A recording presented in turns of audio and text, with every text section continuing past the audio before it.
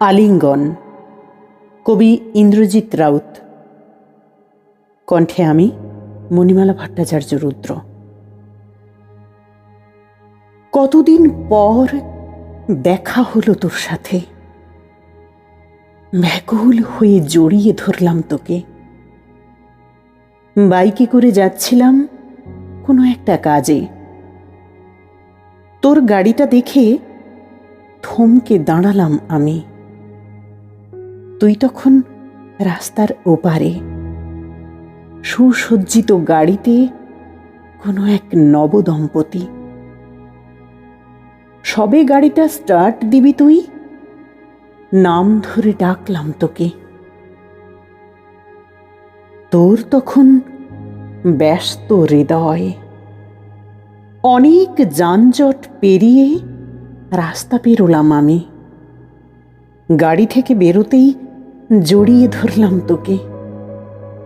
আমার হৃদয় অনুভব করল তোর হৃদয়ের স্পন্দন, বুঝল না বলা অনেক কথা,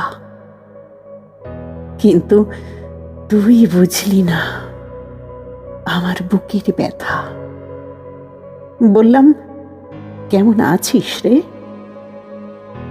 একটাই উত্তর, ভালো। তুমি কেমন আছো? প্রশ্ন করলি আমাকে। আমি বললাম, ওই চলছে আর কি, কোনো রকম। তুই তো এখন অনেক বড়লোক হয়ে গেছিস, 3-4টে গাড়ি, বাড়ি, ব্যাংক ব্যালেন্সও হয়েছে বেশ।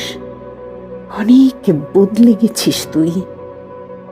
তুই বললি, তেমন কিছু নয়, সংসারের ভীষণ চাপ, ফুরসতই পাই না দেখা করবার। তুমি আর বুঝবে কি, তুমি তো আর সংসারই করলে না। বেশ করেছ, ভালোই আছো। আমি একটু হাসলাম মাত্র। তুই বললি, চলি, একটু ব্যস্ত আছি।